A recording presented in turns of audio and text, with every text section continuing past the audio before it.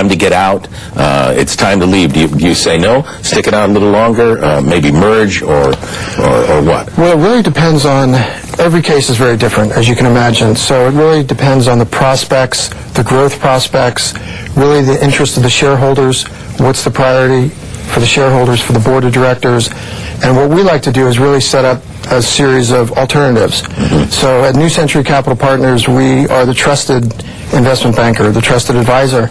And as a result, we'll give them a variety of options, be it stay private, think about a trade sale, think about a recapitalization, that is new money coming into the company, or think about a reverse merger or things along those lines. I got a little ahead of myself. What kind of companies that we're talking about? You say they're all sizes, but what do they do? So they're companies that are in various areas of technology, be it digital media, internet, e-commerce, business services.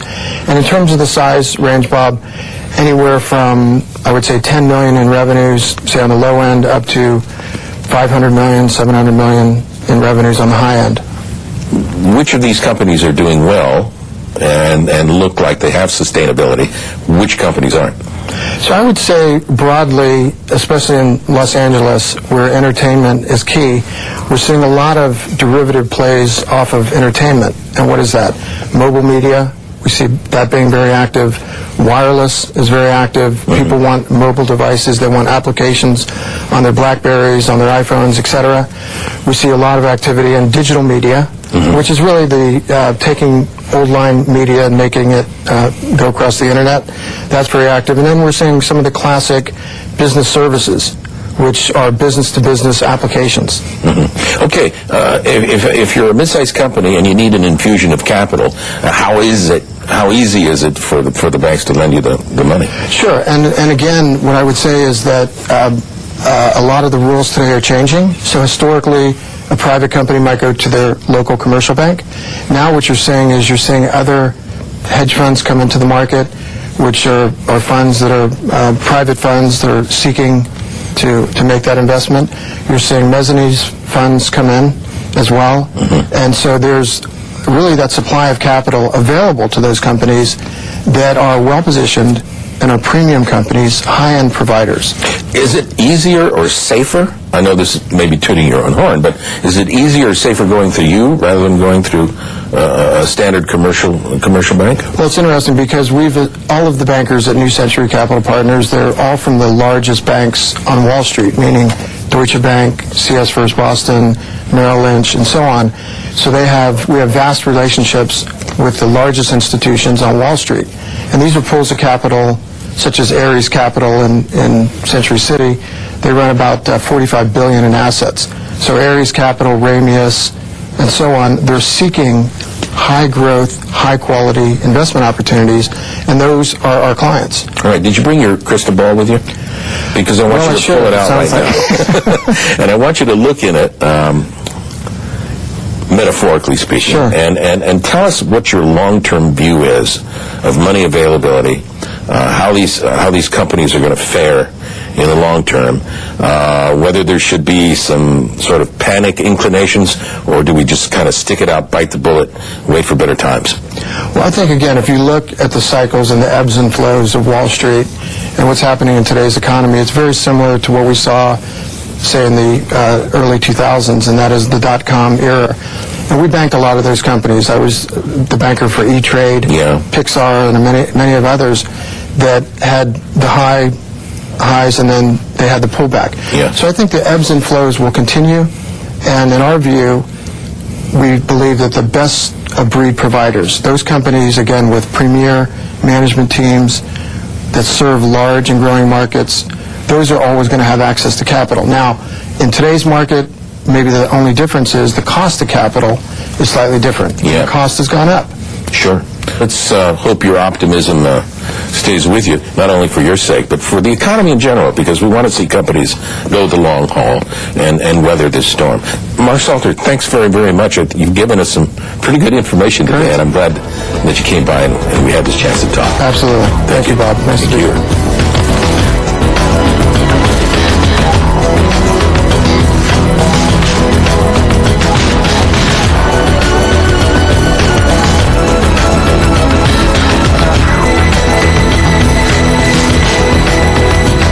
great deal of optimism about the future of Los Angeles, even as we each get up every day and cope with the economic crisis we all know is going to be here with us for a while. LA Business Today is really about you, the people who make up the business leadership of Los Angeles in the for-profit and not-for-profit businesses and foundations that really connect all of us. We hope you've enjoyed going inside the new JW Marriott Hotel that we are all watching go up in downtown Los Angeles. And we hope you've learned something about the investment banking world that is supporting new technologies in the media. LA Business Today is available on demand on the Channel 35 website, lacityview.org.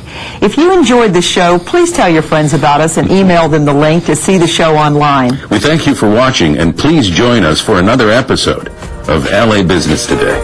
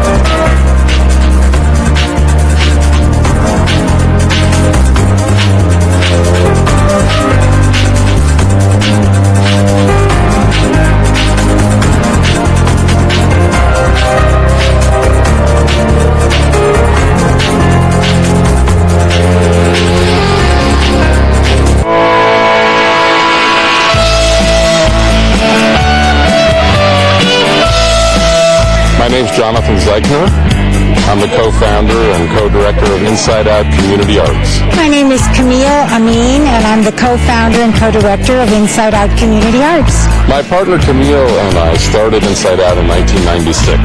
It was really based on a program called the School Project that you see behind me. Every year, as part of the School Project, we bring about 100 kids out of the city up here into the Santa Monica Mountains. Mostly kids who've never been out of the city. Some have never been to the beach before. So these are kids who may as well be living on different planets. Through Inside Out Community Arts, kids find a voice. They find something they're brilliant at, and it gives them the courage and the strength and the new tools to try other things.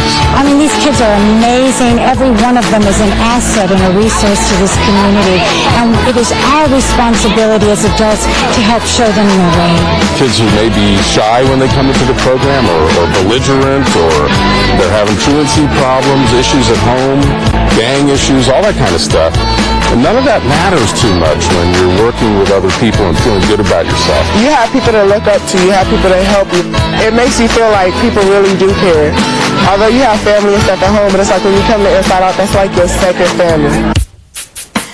I came to Los Angeles expecting to hate it.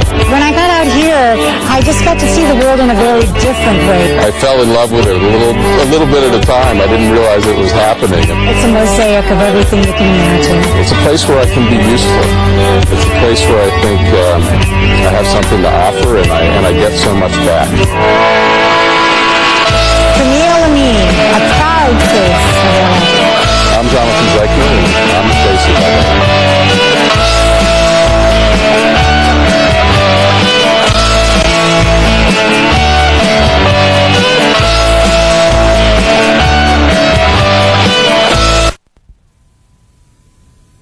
The Office of Public Safety is a division under the Department of General Services, which provides citywide police and security services for city employees, visitors, and elected officials at parks, beaches, and sites.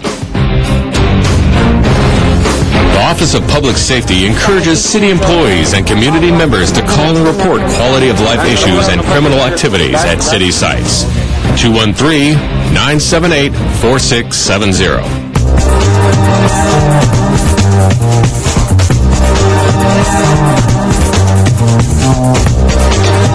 LA City View Channel 35. Your city, your channel.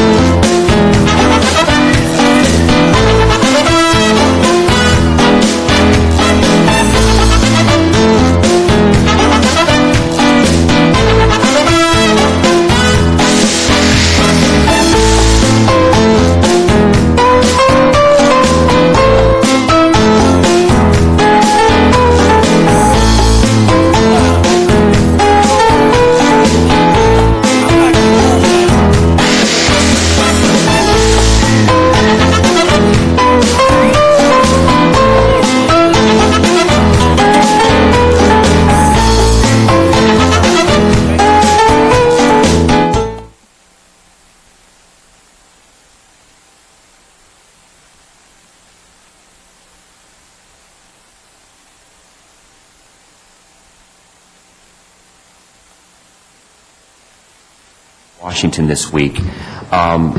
He and his colleagues have made visits to all of the city's congressional districts and both senators to discuss the ARA grants for Los Angeles and to request their support on behalf of the city, especially with regard to the competitive grants. They have also visited the Conference of Mayors and have talked to them about promoting the city's ARA grants requests. In addition to that, he did want me to also mention for the ARA competitive grants, that's again as opposed to the formula grants, that there appears to be an oversubscription by a factor of between 5 and 10. In other words, for every dollar of ARA grant money for certain grant opportunities, there are between $5 and $10 that are being requested by other municipal agencies. So we just wanted to sort of put that in perspective. As an example, he mentioned that for the COPS grants, which the city has applied for, there's a total of $6 billion available nationwide, and there are applications totaling $6 billion, but there are $2 billion actually available, so that would be sort of a 3-to-1 oversubscription. He just wanted to bring those points to the attention of this committee. With respect to the project management part, we have been working for a week now. I had mentioned this, I believe, at last week's committee. We've been working on clarifying a lot of information on the data that we have for the ARA projects and doing sort of data cleaning, quality assurance effort. We have 53% of the departments who have responded so far. So at this point, we're not able to provide you the reports that I mentioned we may have this week at last week's committee. But we hope to get all that information in this week and provide you some dashboards at next week's committee. With respect to the actual applications, as of there have been 2 grants applied for since last Friday's ad hoc committee. The number of grant applications that the city has applied for since the beginning, which is April 2nd, is 73 grant applications for a total of $840 million. The total estimated grant awards to date are $291 million, and we have 4 grant applications that are due between this Friday and next Friday. And that pretty much concludes my presentation. If you would like to have the Housing Authority come to the table. Yeah, unless there are any questions on the broad overview. Yes, Mr. Parks. Those figures again on the number of grants and the amount of money? Oh, yes. It should be on the cover page of your package. For the briefing notes. But let me provide those. There are 73 grant applications. Oh, this one.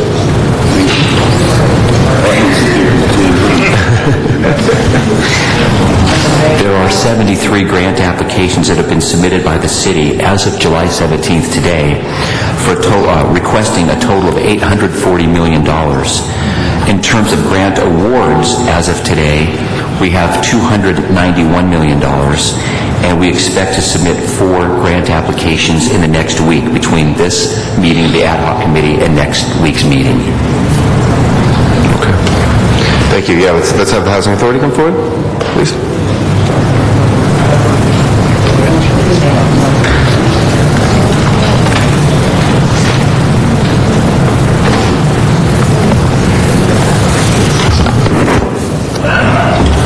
Good morning.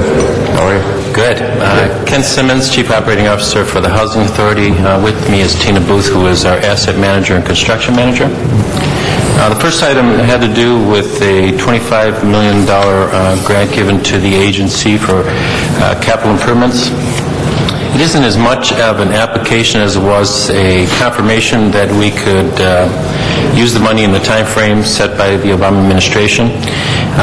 The money was given on a formula basis in same format that our capital funds come to us each year. HUD has a formula based on age, number of units we have, and they distribute our capital funds every year based on the formula. The stimulus money was given into the same manner. The application of how we are going to use this money falls in about 5 main categories. The largest use will be, it's actually equal use. One will be the re-roofing of the public housing. We're going to spend about $7 million on that. If you're not aware, the HUD's long history with public housing. It's been underfunded for years. So we have a deferred maintenance that's probably up to $500 million because it has never been funded properly. So we submit a 5-year capital plan every year that gets approved by HUD. And under this money, we are obligated to use the money according to our capital plan. One of the high priorities would be the re-roofing, so we're going to spend about $7 million on that. Another $7 million, another large portion of the stimulus will be working with the LAPD on public safety. They're putting in camera systems throughout the city, and we've already worked with them on Jordan Downs, and they're going to add another 3 sites that we're going to use this money to back into their system. They're setting the specs on that, and then we will be putting this at not only enhancing Jordan Downs, but 3 other sites as well. The other monies, another $2 million will be spent on asbestos. Most of our stock is very old properties with asbestos. As people move out, we have problems of enough damage being done in the units where we have to replace the asbestos, so we're going to spend about $2 million on that. And then we have another $3 million that we're using for water and energy conservation, trying to enhance our systems for irrigation as well as our gas lines, minimize water use, and try to meet the city's obligations on trying to green Los Angeles. And then $1.6 million will be spent on repair of damaged units.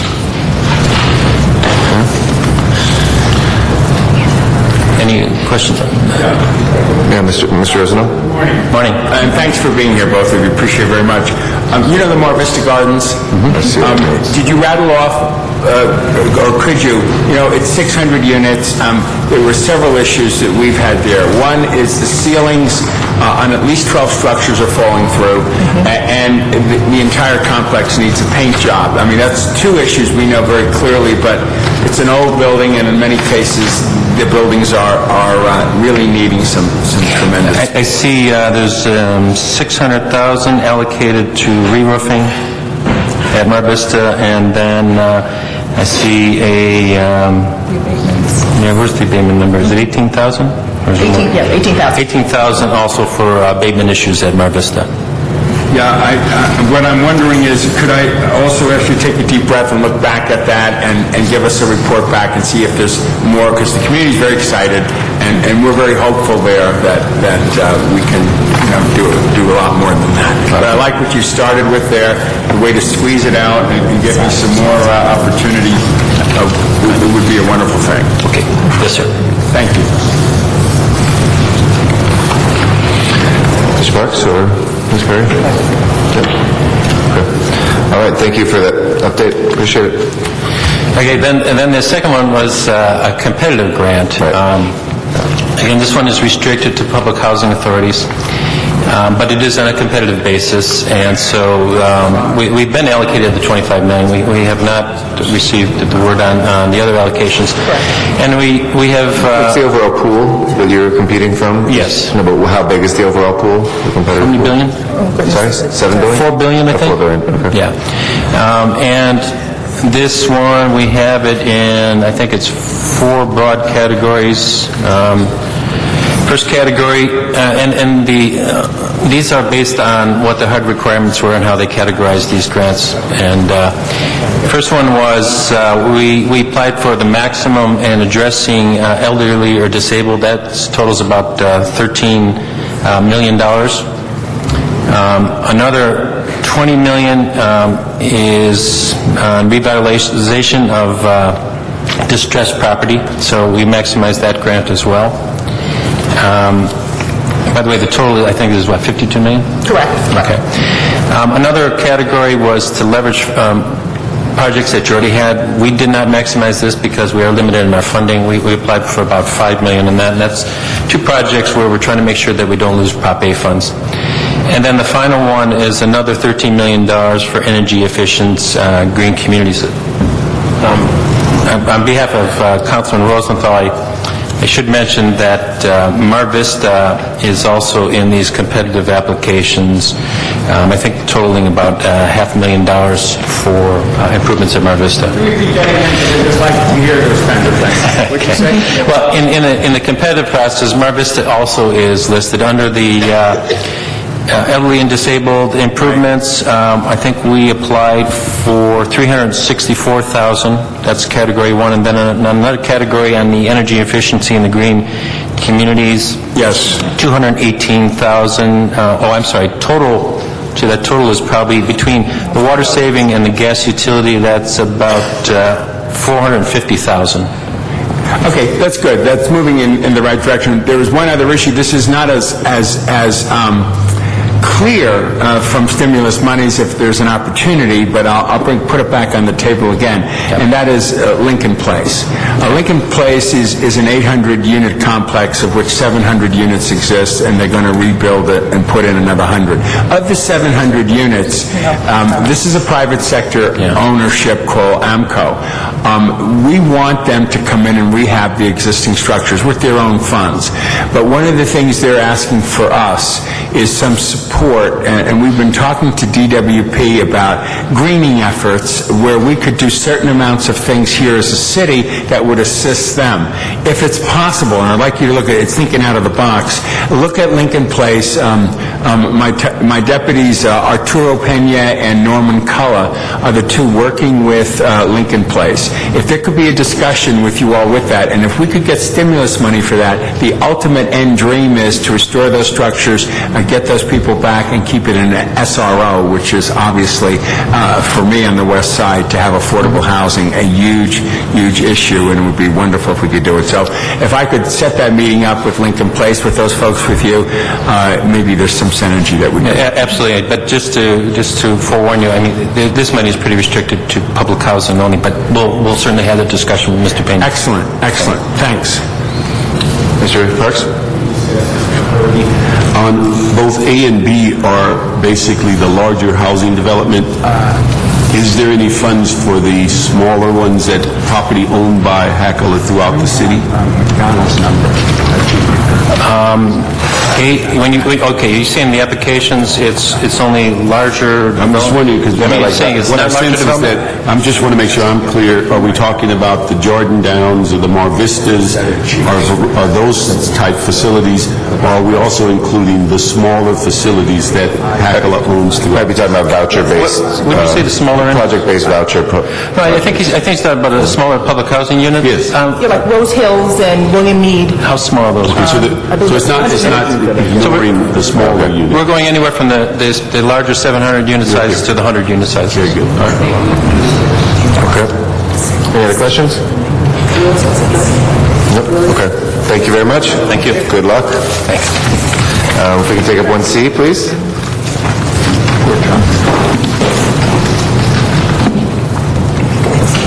We have DWP come up.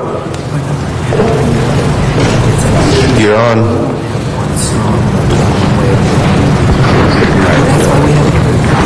No, that's a good way to work it. That's a good point. Good morning. Good morning, Mr. Chair. Sorry about that. All right. It's Friday. My name is Joseph Avila with the Department of Water and Power. I'm joined this morning by Andy Nicknaffs, and we're here to talk about the North Hollywood Alley Retrofit Best Management Practice Demonstration Project. The project is a demonstration project that will retrofit 4 contiguous alleyway segments for a total of approximately 1,000 feet. These alley improvements are located in the San Fernando Valley and will help to create what they call a pervious surface, which allows for the water to permeate down into the groundwater system. In addition to the catch basins that will be installed, there'll be an increase in alleyway tributary drainage by approximately 35 acres.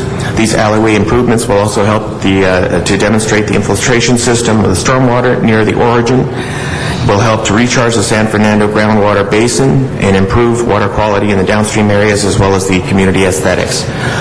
If you have any questions, I brought to Andy as well as Samantha Yu to answer any particular technical questions you may have.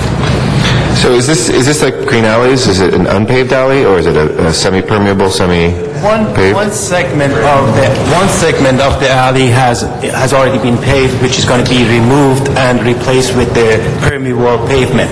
The other 3 segments are unpaved, and we are going to be trying different type of pavement and All permeable? experience all permeable, to experience with those different types and extend that opportunity to other areas in the city. Absolutely. Are these particularly well situated for the watershed? Are they? They are in the best area as far as recharging the groundwater table. So they have a lot of, they're at a low point in the neighborhood, a lot Correct. of pools We're up. Yes, we are planning to introduce 7 catch basins along these 4 alley areas to divert the water into the alleys, and the excess of water for example, 5-year storm will be diverted back to the natural drain system. Okay.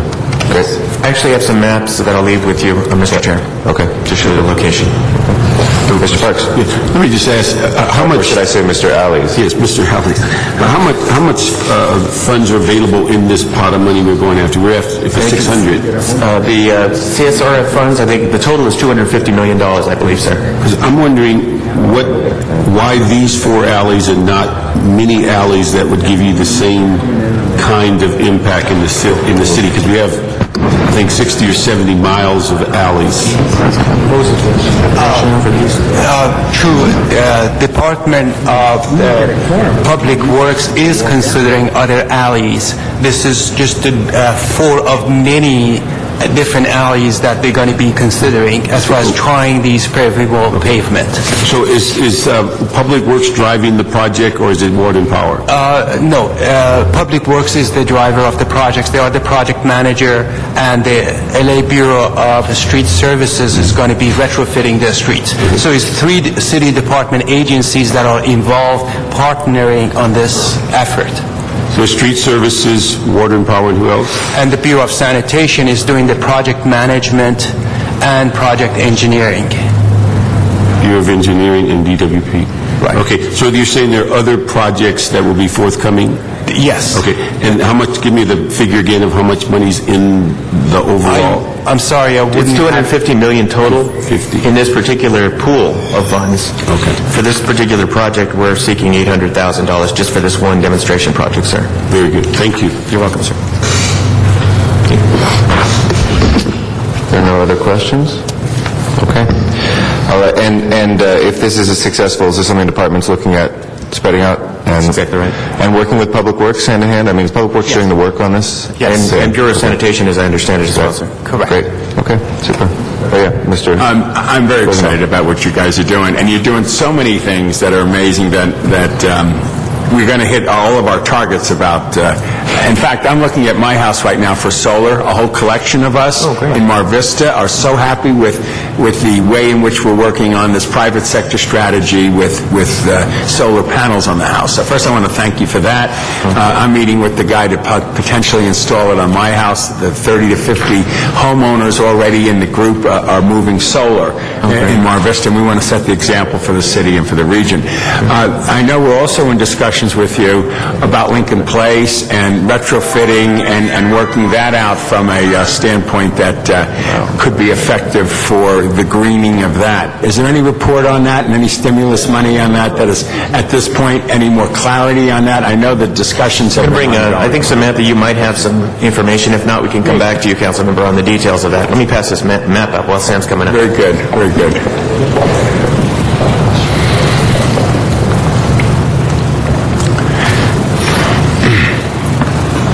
Good morning, council members. Good morning. The question, please. The question is the retrofitting discussions about Lincoln Place and potentially Lincoln Place having some super greening strategies as part of the remod there that could conceivably happen with DWP. And where are that? I personally am not aware of that, but we can look into that and report back to you if you'd like. Because there's been meetings with DWP with us on this, so it would be great if I could get a report back. Okay, we'll do that. Great, thank you. Okay, thank you all very much. Appreciate it. Thank you for having us. Also, good luck. Do we have any general comment, public comment? Okay. All right, this meeting of the AARA Ad Hoc Committee is adjourned. Thank you all. Oh, great.